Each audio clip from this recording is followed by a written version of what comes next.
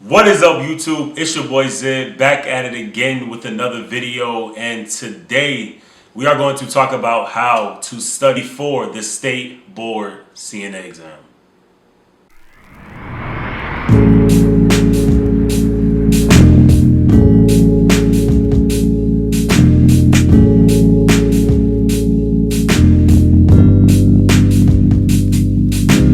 Okay, so by no means is a CNA exam just a walk in the park. It is not a cakewalk. You will actually have to study for it. It's not the hardest test in the world, but there will be some kind of preparation that you have to do in order to complete or pass on the first time the CNA exam. Advice before we get into anything is to study every single day. You have to study every day, because if you don't, those skills that you have to practice in order to pass the skills portion of your state exam, you will fail. If you don't practice the CNA mock exams online and do those every day, because if you don't, those skills, those medical terms that you have to remember, they will leave you, and it will not be a fun day when you're taking that exam and you're like, well, I don't know this question because I haven't seen it. When I took the exam, most of the questions that I studied online and that I read through the book and that I had on my mock or practice exams, they showed up in some form or fashion. May have been reworded, might have been reworded, but they did show up on the exam. So that's definitely my first tip. And if you follow that tip along without even getting to the video, you will pass the exam. So before we get into it, we're gonna start off with the medical terms and the chapters that you have to focus on for the written exam. So this is the book that we learned out of. It is the Nursing Assistant Care, the Basics. It's a Hartman's book written by R.N. Jetta Fuzzi. I think so, Jetta Fuzzi. So yeah, so basically I made a little list, so I'll go through that list right now. Her book is broken down by chapters 1 through 10. Granted, each chapter has like its own title, but I'm going to focus on the ones that you will be tested on and the ones that I noticed and saw on the exam. So you will have to practice long-term care, knowing the difference between long-term care and acute care. You will have to learn about hospice care as well. These are all the different types of facilities that CNAs show up in, that CNAs work in. Okay, there's also going to be the verbal communication that you have to perform with a patient, with doctors, with RNs that you report to.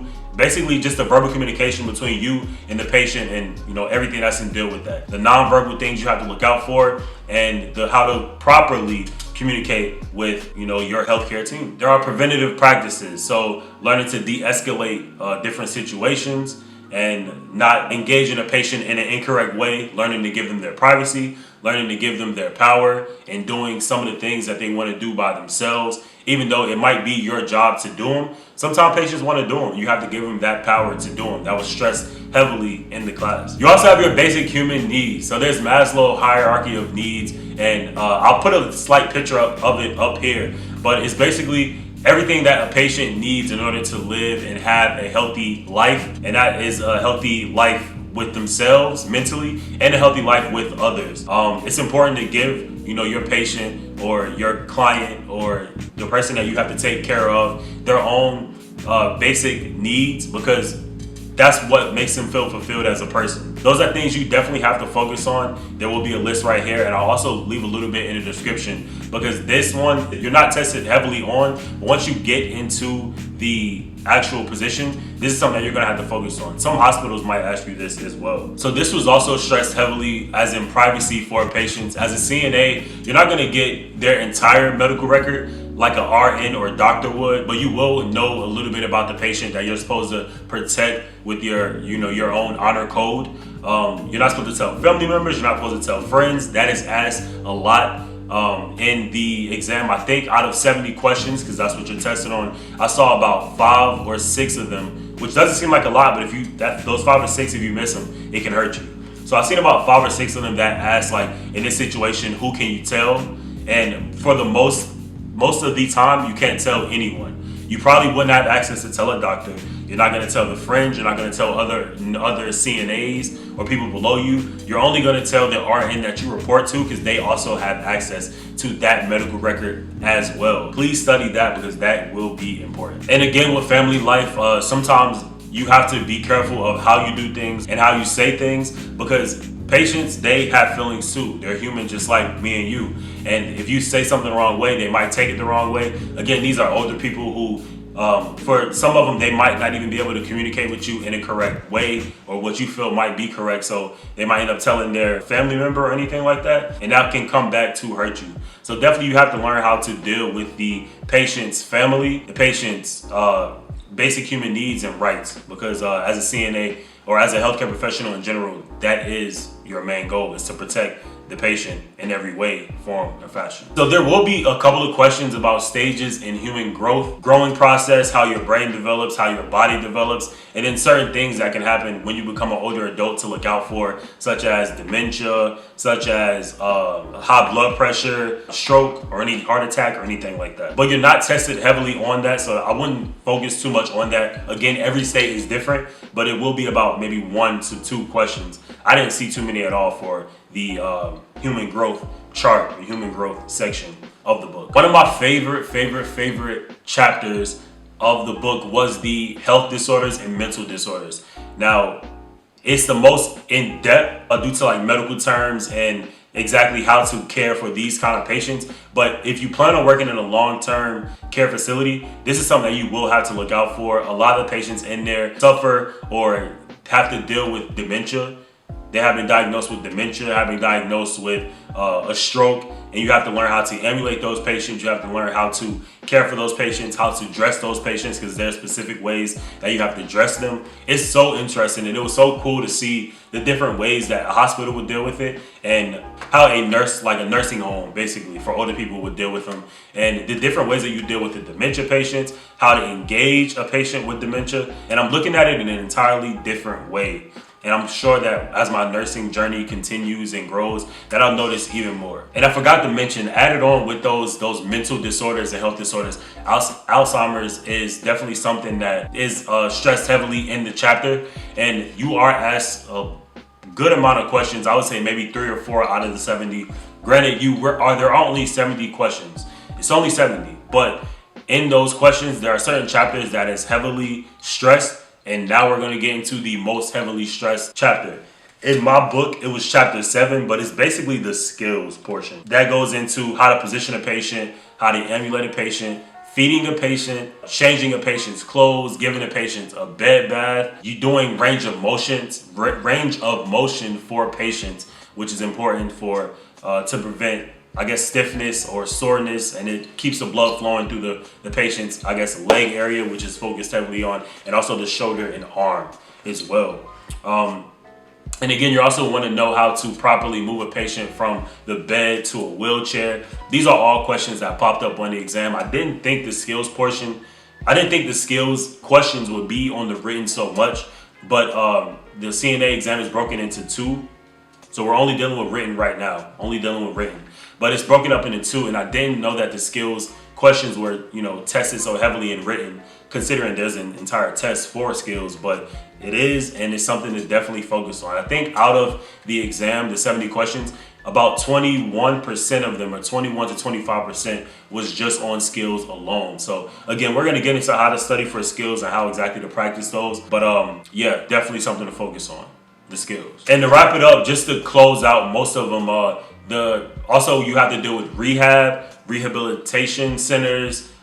There's a couple of questions on that, but not so much, but it's still something to focus on in case you do want to work in that environment.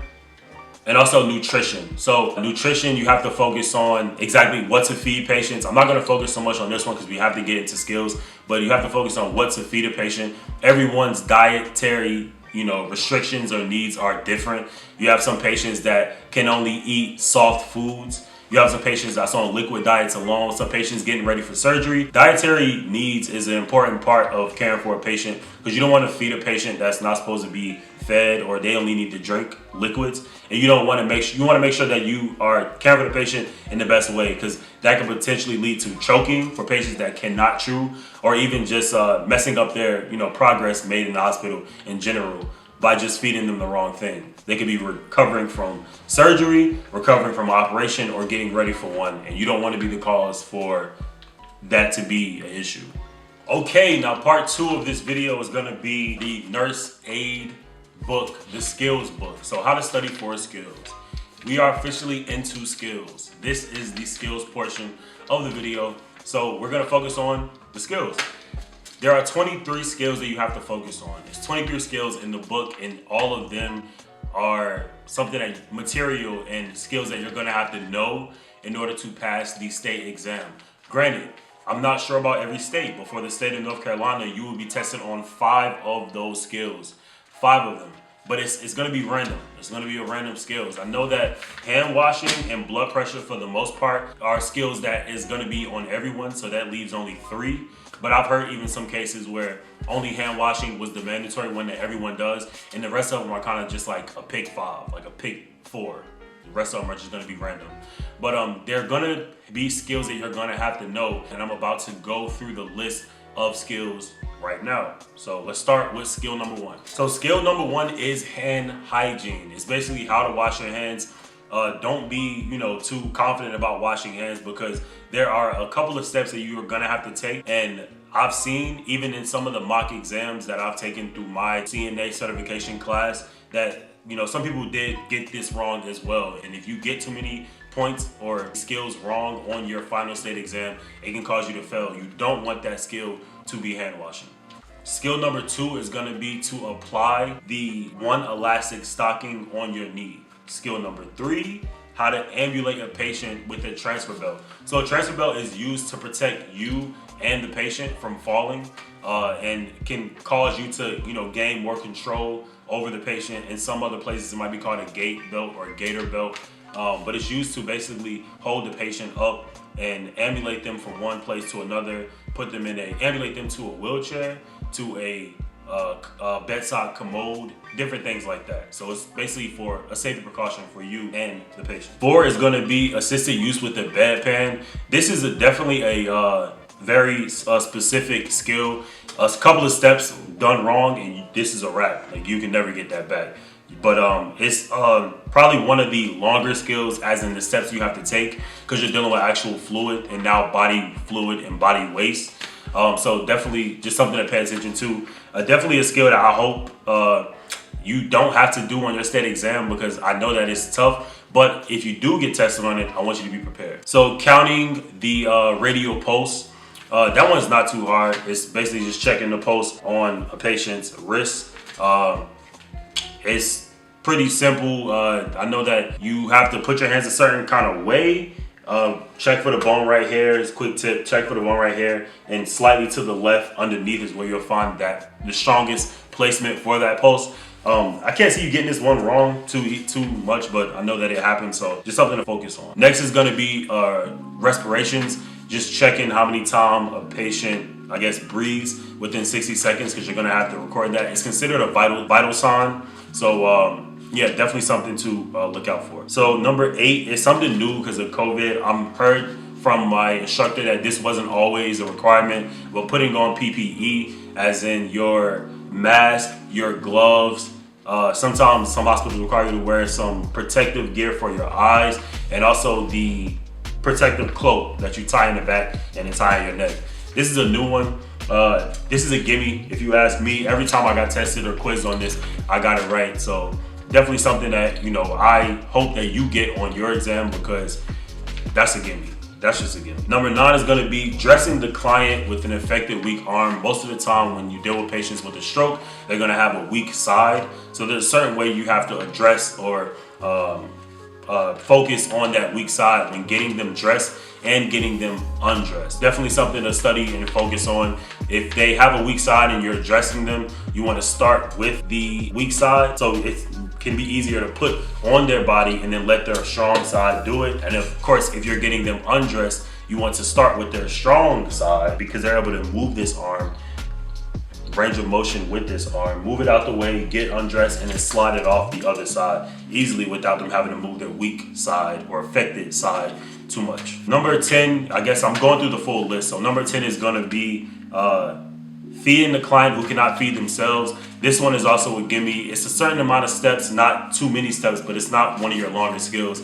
It's just making sure you feed the patient, tell them what they're eating. This is a gimme as well. Yeah, one of the easier skills out of the 23 that I've seen so far. Next one is gonna be giving a modified bed bad. This is a skill that you want to practice because you don't want to get caught without knowing every single step for this skill. Because this is one of the longer skills. Giving a bed bath is something that requires the patient to become half undressed or fully undressed, so you're gonna want to have to know the privacy precautions and different ways to protect the patient from being exposed, because that's a big deal. You want to make sure your patient feels comfortable and is covered up while you're doing any skill on them. So definitely a skill that you want to focus on. I didn't get tested on this one, but I was lucky enough to know how to do it beforehand, just in case I did. And yeah, just focus on that one. Yeah, I hope this video was able to help you.